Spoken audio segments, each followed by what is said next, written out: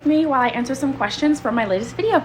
I start out with the Neutrogena Oil-Free Moisture. This has 15 SPF in it. So this comment is in response to a video I posted recently about how my therapist and I recently had a conversation about whether or not I may qualify for an autism diagnosis. And I got a lot of comments like this, and I wanted to kind of take the time to explain why I'm not able to go that route at this point in time. I'm then going in with the L'Oreal Voluminous Primer for my lashes. But yeah, a lot of people recommended get a psych eval if you can, and I completely agree. I think that if that is something that you can afford and that is available to you, I would 100% recommend to anyone who feels like after speaking to their therapist, they might still be wondering if they're autistic, to definitely go see a psychologist. There is, a difference in, having a formal eval. And also, I didn't even mention this, but my therapist straight up told me that she is not an expert. She doesn't specialize in autism. So she was just doing what she could as my therapist, someone who knew me really well and knows about the trauma that I've experienced and about my family. The reason why I myself will not be able to pursue a psych eval is because of the kind of insurance that we have. My husband is in the Army,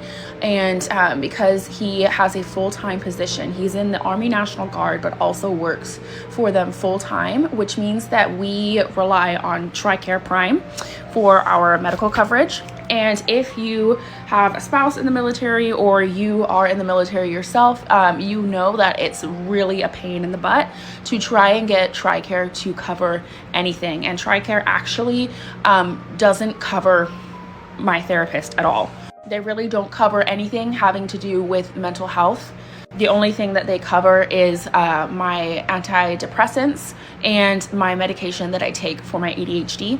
I would have to look into it just to make sure that I am not spouting off misinformation here, but my understanding is that there's not a lot of options when it comes to getting mental health services and evaluations covered by TRICARE.